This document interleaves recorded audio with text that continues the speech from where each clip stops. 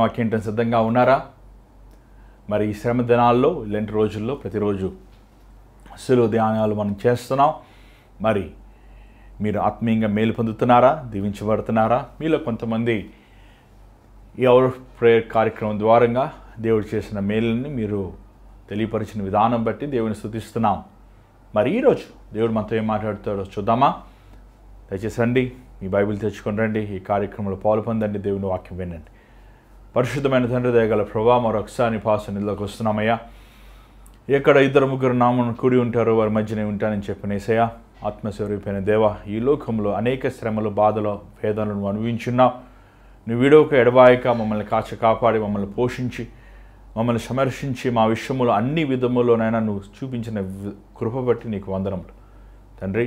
నీ వాక్యం మేము ధ్యానించుచుండగా నీ సులువు చోట మరుగుపరచు, నీ బిడ్డలతో మాట్లాడినైనా నీ మాట నా నోట్లో ఉంచమని యేసు నామములో అడుగుచున్నాం తండ్రి, ఆమేన్.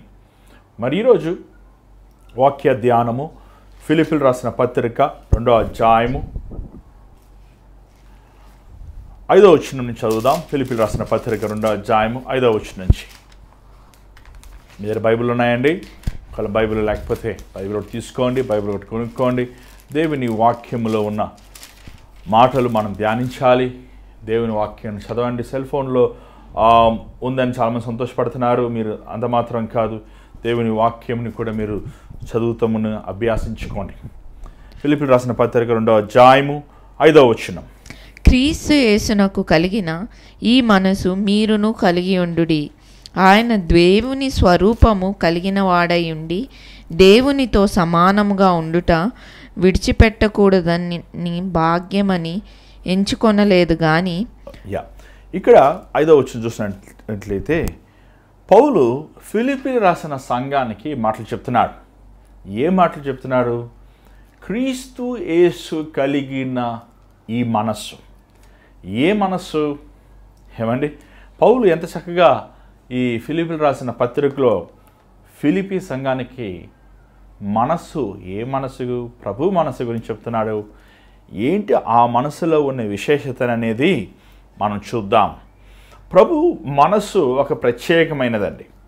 ప్రభు మనసు అంతా ఎలా ఉంటుందో పౌలు రాయలేదు, కానీ ఆ మనస్సులో ఉన్న 1-2 అంశములు మనకి ఫిలిప్పీయులకు రాసిన పత్రికలో మనం చూడగలుగుతున్నాం. ఎందుకంటే ప్రభు మనసు అర్థం చేసుకుని గ్రహించుకునేంత గొప్ప జ్ఞాని ఎవరు పుట్టలేదు.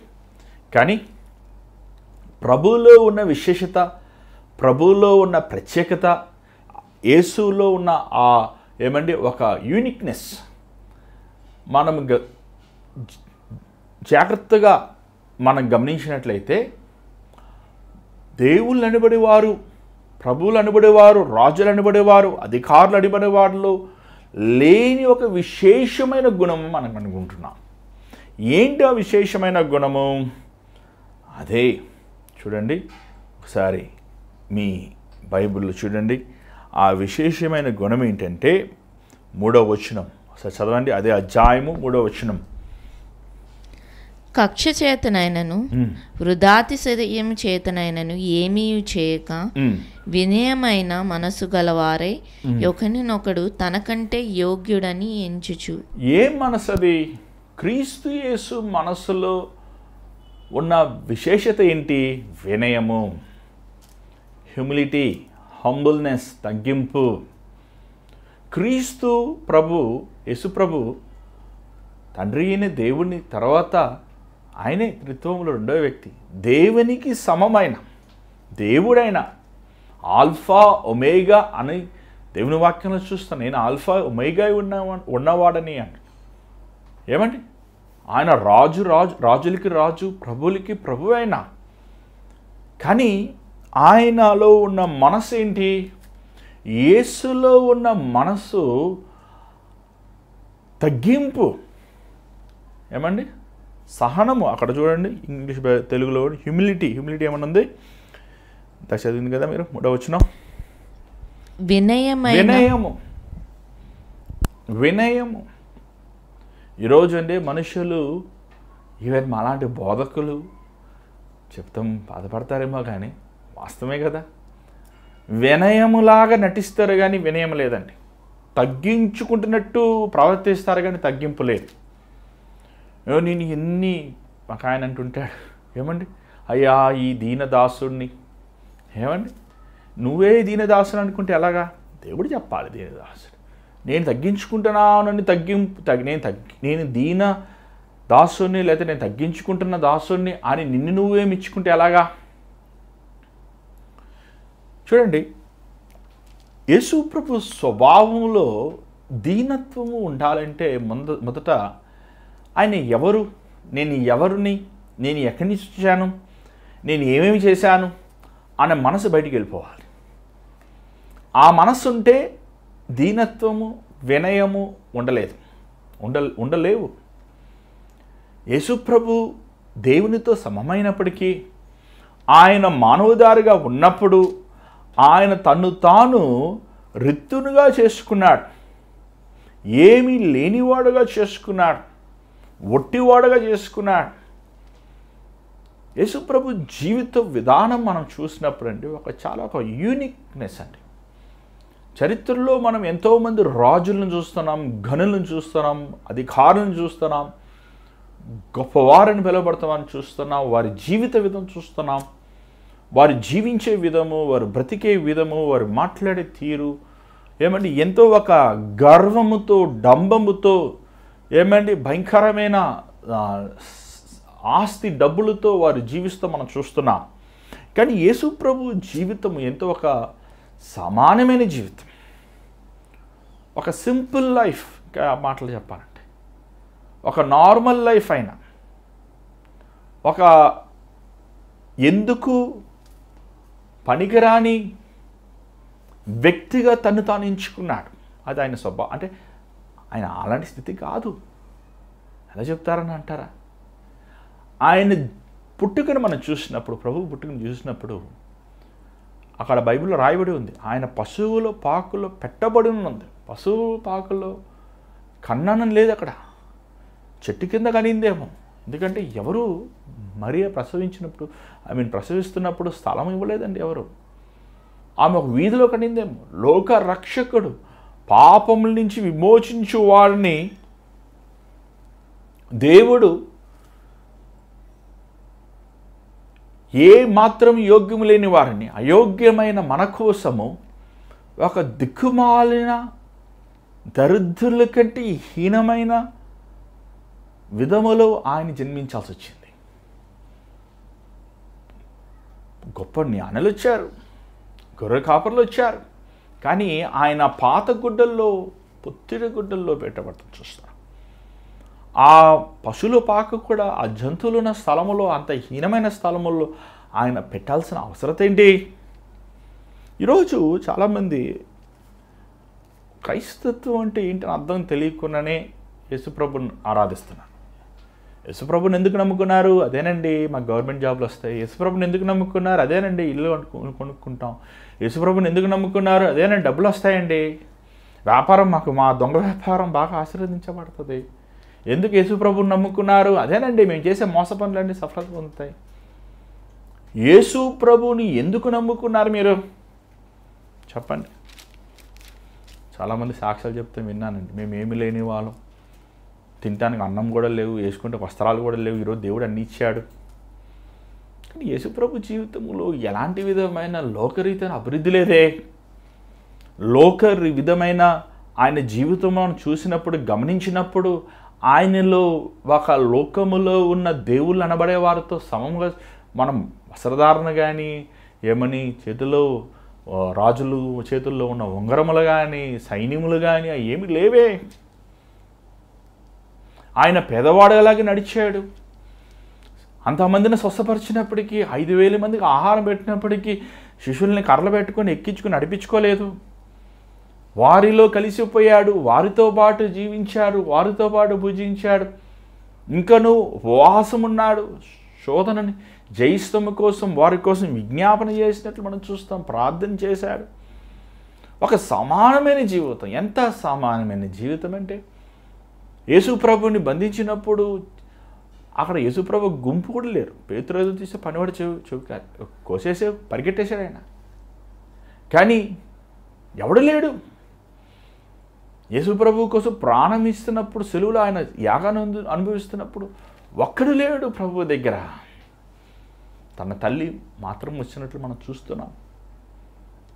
కానీ యేసుని అంత ప్రేమించిన వారు, యేసు ప్రభుకి అంత అధికారం ఉన్నవారు లోకరీతిగా ఏమీ లేనివాడుగా, ఎందుకంటే తన్ను తాను రిత్తునుగా చేసుకున్నాడు, తగ్గించుకున్నాడు, వినయము కలిగి ఉన్నాడు. ఎందుకు ఈ మాటలు చెప్తున్నాడు ఫిలిప్పీ సంఘానికి పౌలు? ఎందుకంటే ఫిలిప్పీ సంఘంలో భక్తి ఉంది.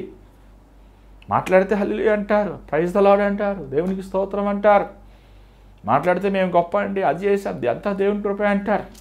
కానీ వాళ్ళు ఏక మనసు లేదు. ఎక్కడ డబ్బులు ఉంటాయో అక్కడ ఏక మనసు రాదండి. ఎక్కడ చదువుకున్న వాళ్ళు, చదువు లేని వాళ్ళు, ఆస్తిపరులు, ఆస్తి లేనివారు, కులభేదాలు, పట్టింపులు, లోకరీతైన ఆలోచన ఎక్కడుంటుందో అక్కడ వ్యత్యాసాలు ఉంటాయి. పరిశుద్ధాత్ముడు ఈరోజు చాలామంది పరిశుద్ధాత్మను చులకనగా చేస్తున్నారు. పరిశుద్ధాత్ముడు ఎక్కడుంటాడో అక్కడ ఏక మనసు ఉంటుంది. పౌలు అంటున్నాడు ఫిలిప్పీ సంఘానికి, మీలో ఏక మనసు కావాలంటే, మీలో పరిశుద్ధాత్ముడు ఉండాలంటే, మీ జీవితంలో పరిశుద్ధాత్మ శక్తిని మీరు పొందుకోవాలంటే మీరు తగ్గించుకోవాలి, మీరు వినయముని కలిగి ఉండాలి. ఈరోజు చాలామంది మాకు ఉజ్జీవం దయచేయ ప్రభా, మాకు ఉజ్జీవం దయచేయ ప్రభా, ఉజ్జీవం దయచేయ ప్రభా అని ఊరి నిండా మైకులు పెట్టుకుని అరుస్తుంటారు.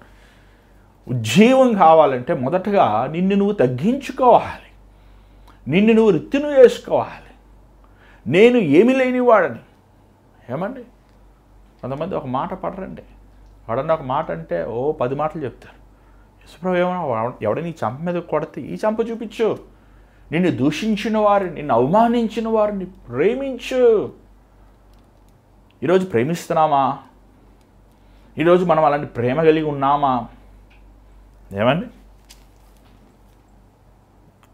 5వ వచనం చూసినట్టు, క్రీస్తు యేసు మనస్సు, ఈ మనస్సు మనము కలిగి ఉండాలి. ఇది చాలా ముఖ్యమండి. ఈ రోజులో ఏక మనసు లేకుండా, నీ సహోదరుడితో ఏక మనసు లేకుండా, కుటుంబంలో ఏక మనసు లేకుండా, రక్త సంబంధుల మధ్య ఏక మనసు లేకుండా, భార్యాభర్తల మధ్య ఏక మనసు లేకుండా ఏ సేవ చేస్తారండి? ఏ పరిచర్య చేస్తారు? ఏ ఆత్మలు రక్షిస్తారు? మీరు ఊరు నిండా పోయి వాక్యాలు చెప్తాం వాళ్ళు ఏం ప్రయోజనం? ముందు నీ కుటుంబం దగ్గర మంచి పేరు తెచ్చుకో. ఒక ఆయన ఉన్నాడు, మాకు తెలిసి చెన్నైలో ఉంటాడు ఆయన. నేను ఆ ఊరికి వెళ్ళి సేవ చేశాను, నీ ఊరికి వెళ్ళి సేవ చేశాను, ఆ ఊరికి వెళ్ళి సేవ చేశాను, వాళ్ళ ఇంటికి వెళ్ళాను, ప్రార్థన చేస్తాను. వాడు కొడుకేమో డ్రగ్స్ వేసుకుంటున్నాడు, వాడు కూతురేమో ఇంకొకరితో తిరుగుతుంది, ఆమె ఏమో ఈయన మీద పుకార్లు, ఇంట్లో డబ్బులు ఇవ్వడన్నా, ఓన తిరుగుతుంటాడన్నా, అటు ఇటు తిరుగుతున్నాడు, సేవ అంటాడన్నా, పట్టించుకోడన్నా. అంతలోకి ఆయన వచ్చాడు, ఏంటయ్యా అలా చేస్తున్నావంటే, ఈమె పెద్ద దయ్యం పట్టింది, ఈమె పెద్ద దయ్యం, అక్కడే గొడవ వేసుకుంటున్నాడు. తగ్గించుకోలేకపోతే, వినయం కలిగి ఉండలేకపోతే ఒక కాపురం అండి, భార్యాభర్తల మధ్య తగ్గించుకోవాలి. భర్త తగ్గించుకోవాలి తన భార్య ముందు, భార్య తగ్గించుకోవాలి తన భర్త ముందు, బిడ్డలు తగ్గించుకోవాలి తన తల్లిదండ్రుల ముందు, తల్లిదండ్రులు బిడ్డల ముందు తగ్గించుకోవాలి. నువ్వు అవడరా, నువ్వెంతరా అని ఒక్కొక్కడు విర్రవీగిపోతున్నారే. ఈరోజు నీకు దేవుడు ఇచ్చిన తలాంతులను చూసి, దేవుడు నీకు ఇచ్చిన వరమును చూసి, దేవుడు నీకు ఇచ్చిన ధనముని చూసి, చదువును చూసి, నువ్వు ఎదుటి వ్యక్తి ఎదుట నువ్వు తగ్గించుకోలేకపోతే అది యేసు ప్రభు స్వభావం కాదు, అది అపవాది స్వభావం. యేసు ప్రభు ఎంత గొప్పవాడు, అసలు ఆయన ఎందుకు తగ్గించుకోవాలి? అసలు ఆయన లేకపోతే ఏమి శూన్యమే లేదే, ఆయన లేకపోతే పరలోకమే లేదే, ఆయన లేకపోతే నువ్వు నేను లేమే, మనం లేమే. ఆయన మన కోసము తన మనస్తత్వముని, మనసుని ఆ మనసు అండి, యేసుప్రభు మనసు అది. అంత బలమైన దేవుడైనప్పటికీ, సర్వశక్తి దేవుడైనప్పటికీ, సర్వ అధికారమున్న దేవుడైనప్పటికీ ఆయనలో ఒక ప్రత్యేకమైన గుణం ఏంటంటే ఎదుటి వ్యక్తిని ఉన్నతమంగా ఎంచుతాం. చూడండి, అదే మనం చూస్తున్నాం. చూడండి, దాని తర్వాత 6వ వచనం చదవండి, కొంచెం ముందుకు వెళ్దాం. ఆయన దేవుని స్వరూపము కలిగిన వాడయుండి దేవునితో సమానముగా ఉండుట విడిచిపెట్టకూడదు. ఒకసారి ఆయన దేవుని స్వరూపము, ఇంగ్లీష్ బైబిల్ ఏముందంటే is in the form of God, he is God. దేవుని స్వరూపము, దేవుడే. యేసుప్రభు, మనము యేసుప్రభు రూపంలో చేయబడిన వారిని, ఆయన స్వరూపములో మనం చేయబడ్డాం. ఆయన స్వరూపములో ఉన్నప్పటికీ, చదవండి దాని తర్వాత ఎక్కడి నుంచి ఆపారు అక్కడికి, దేవునితో సమానంగా ఉండుట దేవునితో సమానముగా ఉండుట విడిచిపెట్టకూడదు. సాతానుగాడు గుణం ఏంటి? సాతానుగాడు దేవుడు ఒకటి కాదండి. సాతానుగాడు దేవుని స్వరూపం వ్యత్యాసం. చెప్పాలంటే మనల్ని దేవుడు తన స్వరూపం చేశాడు, వారు దాసులుగా చేశాడు దేవదూతలు. కానీ వాడు ఏమనుకున్నాడు? తాను దేవునికి సమముగా ఎంచుకున్నాడు. యేసుప్రభు దేవుని స్వరూపమైనప్పటికీ, దేవుడైనప్పటికీ తండ్రి సమముగా ఎంచుకోలేదు. అందుకే బైబిల్లో మనం చూస్తున్నాం, కొరింథీలో మనం 6వ అధ్యాయం 7వ వచనములు, 7వ వచనముల్లో మనం ఇంకా చూస్తున్నాం. ఏమండి? స్త్రీకి శిరస్సు పురుషుడు, పురుషుడికి శిరస్సు క్రీస్తు, క్రీస్తుకు శిరస్సు దేవుడు. తండ్రి, కుమార, పరిశుద్ధాత్ముడు, త్రిత్వమైన దేవుడు. ముగ్గురు సమానమైనప్పటికీ కూడా యేసుప్రభు ఆయనకి సమముగా ఎంచుకోలేదు. చదవండి. విడిచిపెట్టకూడని భాగ్యమని ఎంచుకొనలేదు గాని మనుష్యుల పోలికగా పుట్టి, మనుష్యుడు ఇస్ ఆల్వేస్ ఎ లో కేటగిరీ. మనం దేవునితో సమం కాదంటే మన జీవితం పొద్దుట పూజించి సాయంకాలం వాడిపోద్ది. ఈ దేహము ఎంతో బలహీనమైన దేహం. మాత్రలు వేసుకోకుండా ఏమని ఉండలేము. మీరు ఎవడో ఉండలేడు మాత్రలు లేకుండా. మాత్రలు వేసుకోకుండా పిల్లలు మాత్రలు వేసుకుంటున్నారు, పెద్దలు మాత్రలు వేసుకుంటున్నారు. మాత్రలతో వెళ్ళిపోయిన శరీరం, ఇది కుళ్ళిపోతున్న శరీరం, దినదినానికి కృషించిపోతున్న శరీరం, పాడైపోతున్న శరీరం.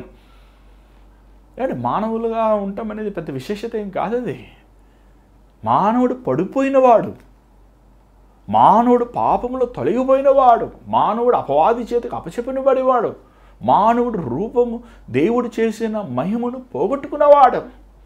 కానీ యేసుప్రభు, చదవండి, మానవుడు మనుషుల పోలికలుగా పుట్టి దాసుని స్వరూపం. ఆపండి. చాలామంది అయ్యో నేను ఒక ఎమ్మెల్యే గారి పిల్లోడుగా పుట్టింటే బాగుండేదే, ఒకవేళ మా నాన్నగారు ఎంపీ అయి ఉంటే బాగుండేదే, ఏమండి మా తాత అమ్మాయిని ఏంటి బాగుండేదే, ఆ కోటేసేది బాగుండేదే అనుకుంటున్నారా ఏంటి? అనుకుంటారు. ఏంటి ఈ పేదరికం, ఏంటి దరిద్రత, ఏంటి శోధన, ఏంటి వేదన? ఏమండి? యేసుప్రభు ఎవరు అసలు?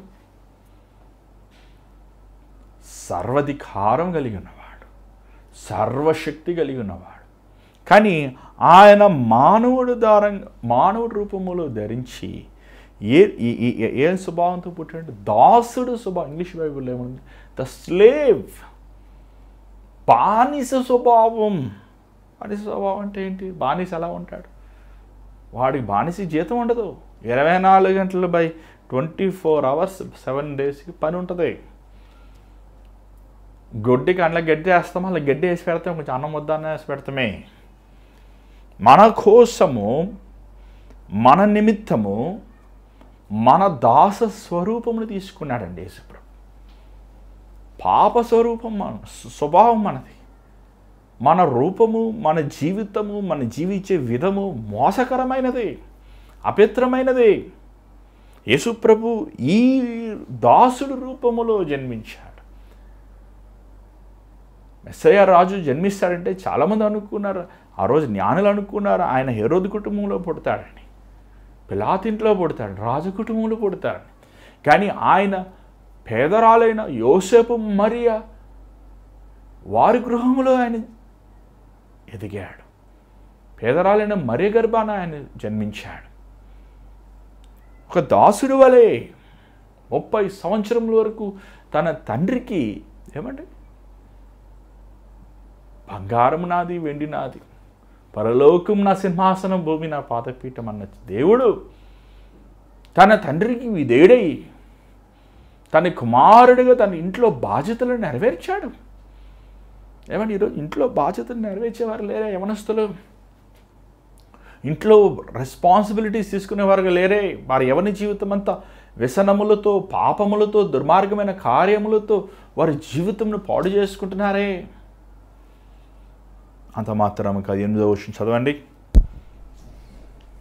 తన్ను తానే రిక్తునిగా చేసుకొనెను, మరియు ఆయన ఆకారమందు మనిషి తన్ను తానే రిక్తునిగా చేసుకొనెను. ఈ మాట అర్థమైందా మీకు? అంటే this no repetition in him. నేను ఎవరినో నీకు తెలుసా? ఏమండి గొడవ చేసేటప్పుడు డబ్బా కొట్టుకుంటుంటారు. నేను ఎవరినో నీకు తెలుసా? నేను ఎంత గొప్ప నీకు తెలుసా? నేను చదువుకున్నాను నీకు తెలుసా? నేను సాధించాను నీకేం తెలుసు? అలా యేసుప్రభు కూడా అలా క్వశ్చన్ వేస్తాడు అనుకోండి. అసలు మనం ఆయన జ్ఞానం ముందు కానీ, ఆయన తెలివి ముందు కానీ, ఆయన స్వభావం ముందు కానీ, ఆయన శక్తి ముందు మనం నిలవగలమా? ఆయన అన్ని అధికారము, శక్తి, బలం ఉన్నప్పటికీ ఆయన మన కోసము రిక్తునిగా చేసుకున్నాడు. There is no repetition in him. సమస్తముని కోల్పోయాడు, సమస్తముని పోగొట్టుకున్నాడు. ఏమండి 8వ వచనం చదవండి. మరియు ఆయన ఆకారమందు మనుష్యుడుగా కనబడి మరణము పొందునంతగా, అనగా శిలువ మరణం పొందునంతగా విధేయత చూపిన వాడై తన్ను తాను తగ్గించుకొనెను. ఇది చాలా ఒక వాల్యుబుల్ వర్డ్ అండి. 2 మాటలు. యేసు ప్రభుతో నడవాలంటే 2 గుణాలు నీకు ఉండాలి ముఖ్యం. ఒకటి విశ్వాసము, రెండోది లోబడే మనసు. లోబడే మనసు. నేను అప్పుడు లోబడ్డాను కదా, ఇప్పుడు లోబడలేదు అంటాం కుదరదు. నేను అప్పుడు విశ్వాసం ఉంచాను కదా, ఇప్పుడు అలా కుదరదు. విశ్వాసం ఉంచేవాడు లోబడతాడు దేవుని వాక్యానికి. లోబడేవాడు దేవుని మీద విశ్వాసం ఉంచుతాడు. విశ్వాసం ఉందా నీకు? విశ్వాసం ఉంటే దేవుని వాక్యం ఉన్న సారంగా నువ్వు లోబడాలి. సౌలు లోబడలేకపోయాడు, యాసావు లోబడలేకపోయాడు. అందుకే వారు భ్రష్టులు అని పిలువబడ్డారండి. దేవుని ప్రేమను రుచి చూసి, దేవుని శక్తిని రుచి చూసి, దేవుడు ఎంత అభిషేకం ఇచ్చాడు. తన ప్రజల మీద రాజు, తన స్వాస్యము నిరంతరం ఉండాలనుకున్నాడు. కానీ తను భ్రష్టమైన హృదయం వలన దేవుని దీవెనలు పోగొట్టుకున్నాడు, లోబడలేదు. అది అపవాది సంబంధం. వారు స్వభావం అండి, లోబడలేడు, తిరుగుబడతారండి. అపవాది గుణం ఏంటంటే తను దేవునికి లోబడలేకపోయాడు. తనను దేవుని కంటే దేవుడితో సమం అనుకున్నాడు. భ్రష్టుడు అపవాది, లూసిఫర్. దేవునితో ఎలా సమం అవుతారు? ఎవరు సమం అవ్వాలి? దేవుడేనండి. ఆయన సర్వాధికారం కలిగి ఉన్నవాడు. ఆయన సింహాసనంకి ఎవడు ఈక్వల్ లేడండి. దేవుడికి సలహా ఇచ్చేవాడు ఎవడున్నాడు? నువ్వు స్తుతించగలిగినది, గణపరచగలిగినది, ఆరాధించేది పాస్టర్లు కాదు, మనుషులు కాదు, అధికారులు కాదు, రాజకీయవేత్తలు కాదు, క్రికెట్ ప్లేయర్లను కాదు, దేవుణ్ణి మాత్రమే. ఆయన ఒక్కడే స్తుతులకి పాత్రుడు. ఒక మనిషి దేవుని మహిమను దోచుకుంటున్నాడంటే ఆ మనిషికి అంతము సమీపమైందన్నమాట. గాడ్ తీసేస్తాడండి, ఉంచాలంటే వాళ్ళని. అయ్యగారు మీరు ప్రార్థన చేస్తే కార్యం జరిగింది, అయ్యగారు మీరు అంటే ఈ అయ్యగారిని పక్కన దోస్తాడు దేవుడు.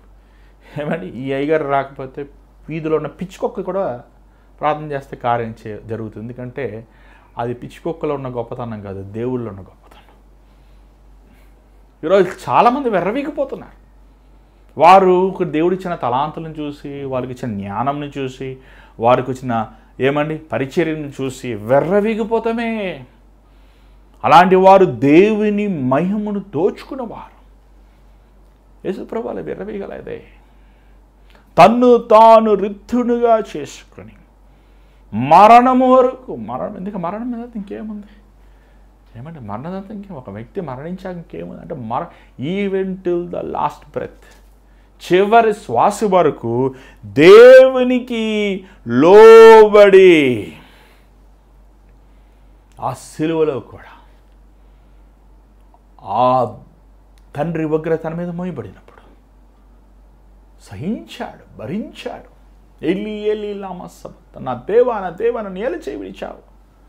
ఆ బాధని, వేదనని, దేవుని ఉగ్రతని, అక్కడ దేవుని దూషించలేదే. ఎందుకు ఇంత వేదన పెట్టావు తండ్రి అనలేదే. ఎందుకు నన్ను ఇంత బాధ పెడతావు అనలేదే. తండ్రి, ఇదిగో నా ఆత్మను నీకు సమర్పిస్తున్నాను, సమాప్తమైనది. ఈరోజు దేవుడు మనం చూస్తున్నాడు, మన కోసం ఒక మాదిరికరమైన జీవితం జీవించాడు.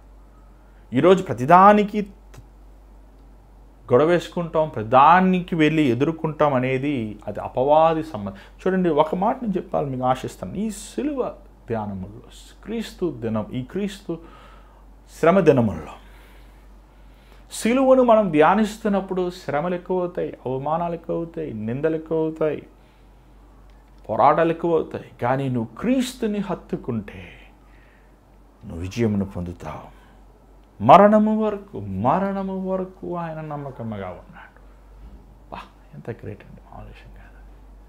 ఎందుకంటే ప్రభు మరణించాక మళ్ళా మానవుడు దారిగా లేడు, ఆయన మహిమ శరీరం కలిగి ఉన్నాడు. ఆయన ప్రభు మరణించాక ఈ మట్టైన శరీరంని నిర్మూలమైపోయింది, మహిమ శరీరముతో పునరుద్ధానుడయ్యాడు. ఈరోజు ఈ స్వభావం నీలో ఉందా? నువ్వు సిలువను ధ్యానిస్తున్నప్పుడు నువ్వు ఏంటి నేర్చుకుంటున్నావు? సిలువలో ఉన్న శ్రమలను నువ్వు గుర్తిస్తున్నప్పుడు ప్రభువులో ఉన్న వినయంని గమనిస్తున్నావా? ప్రభువులో ఉన్న తగ్గించుకునే మనసును గమనిస్తున్నావా? ఆయన మనసును చూస్తున్నావా? తను తాను రిత్తుని చేసుకొని మానవుడి స్వభావంలో మానవుడి రీతిగా పాపము చేయకుండా లోకముని ప్రేమించకుండా పరిశుద్ధముగా జీవించిన దేవుణ్ణి చూస్తున్నావా? నీ జీవితం దేవునికి ఇస్తావా? ఈరోజు నీ బ్రతుకు దేవునికి ఇస్తావా? చాలా కష్టం.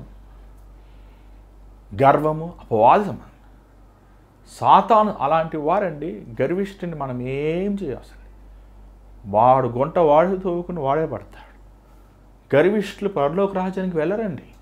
గర్వముతో ఉన్నవారు అపవాదే, సాతానుగాడే వారి హృదయముల్లో సింహాసనం వేసుకుని కూర్చున్నాడు. మనం దీనముగా ఉంటాం నేర్చుకోవాలి, తగ్గింపుతో నేర్చుకోవాలి, మౌనముగా ఉంటాం. ఏమండి, నువ్వు మౌనంగా ఉన్నప్పుడు దేవుడు మాట్లాడతాడు తెలుసా? ఒక సేవకుడు అన్నాడు, ఈ మాట, నువ్వు మాట్లాడితే ఆయన మాట్లాడు, నువ్వు మౌనం కూడా ఆయన మాట్లాడతాడు. మనం మాట్లాడితే గొడవలు అవుతాయి, దేవుడు మాట్లాడితే పర్వతములైనా కూడా తొలగిపోతాయి. దేవుడు మాట్లాడతాడు. యేసు ప్రభు ఎలాగా మౌనముగా మన కోసం శ్రమని, బాధని, అవమానముని, నిందని, ఏ పాపము చేయని మన ప్రభు మోసాడు. అలా నువ్వు మౌనముగా ఉన్నప్పుడు నువ్వు క్రీస్తుని బిడ్డనని పిలిపించుకుంటున్నావు. నేను యేసు ప్రభు కుమారుని, కుమార్తెని అని నువ్వు లోకానికి చాటుతున్నావు. ఈరోజు నీ జీవితం దేవునికి ఇస్తావా? నీ బ్రతుకు దేవునికి సమర్పించుకుంటావా? దయచేస్తాలో వంచని ప్రార్థన చేద్దాం. పరిశుద్ధమైన తండ్రి, దయగల ప్రభు, ఈ శ్రమ దినముల్లో నాయన నీ స్వభావం మేము కలిగి ఉండటానికి సహాయం చేయి. మాలో ఉన్న గర్వమైన స్వభావం, అపవాది స్వభావం, సాతాను స్వభావం తీసివేయబడు.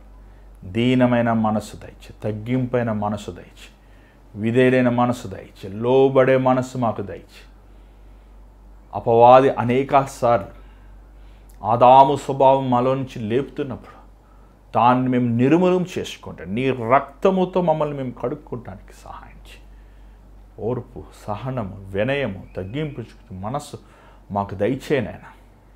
మనుషులు మేము మోసం చేయొచ్చేమో కానీ జీవం కలిగిన, రోషము కలిగిన దేవుని మేము మోసం చేయలేమని గ్రహించుకోవడానికి సహాయం చేయి. ఈరోజు ఈ కార్యక్రమం చూస్తున్న బిడ్డలను చూడు, వారితో నువ్వు మాట్లాడు నాయన.